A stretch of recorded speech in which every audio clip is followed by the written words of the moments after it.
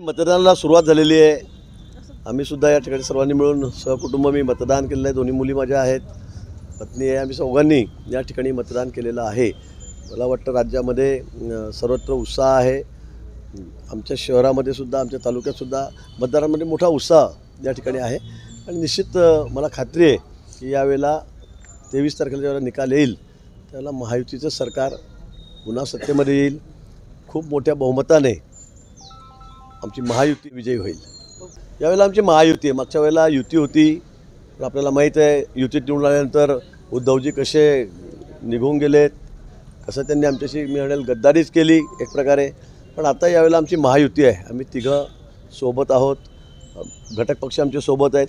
यावेळेला मी पुन्हा आपल्याला सांगेल की मतदारांमध्ये उत्साह आहे, जनतेमध्ये उत्साह आहे आणि अनेक गरीब कल्याणाच्या योजना सरकारने आम्ही या ठिकाणी आणल्यामुळे आता लोकांना आमच्याकडून खूप अपेक्षा आहेत।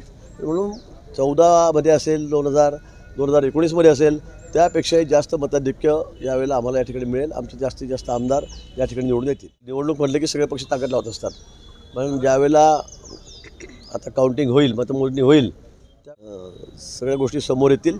घोडा मैदान आता समोर आहे। 7वी टर्म माझी आहे, 6 टर्म मी निवडणुका लढतो आहे, पण मला असं वाटतं की सर्वाधिक मतं यावेळेला मला या ठिकाणी असतील, सर्वाधिक मतं। भाजपला कसं आहे, आता शेवटी महाविकास आघाडी, मग ते उद्धवजी असो, संजय राऊत असो, नाना पटोले असो का सुप्रियाताई असो, दररोज सकाळी त्यांना भाजपचं नाव घेतल्याशिवाय त्यांना ब्रेकफास्टही त्याचं जात नाही, कशातून खाली उतरत नाही, ही वस्तुस्थिती आहे। त्यामुळे उठता बसता जागता झोपता त्यांना काही झालं तरी फक्त भाजपच दिसतं। त्यामुळे आता त्यांच्यामध्ये आता हा एक गुण आहे, दुर्गुण आहे असं म्हणून। त्या गोष्टीशी काही संबंध नव्हता, त्यांनी त्या ठिकाणी खुलासा केलेला आहे। त्यानंतर ठाकूर वगैरे त्या दोघंही सोबत त्या ठिकाणी गेले, आपणही बघितलेलं आहे। आणि विनोदजींचा त्या पैशाचा काही संबंध नव्हता, ते तिकडनं जात होते, कार्यकर्त्यांनी बोलवलं आणि मोठ्या ठिकाणी ते बसलेले होते, असा खुलासा देवेंद्रजींनी केलेला आहे। त्यामुळे त्या गोष्टीशी विनोदजींचा काही संबंध नव्हता।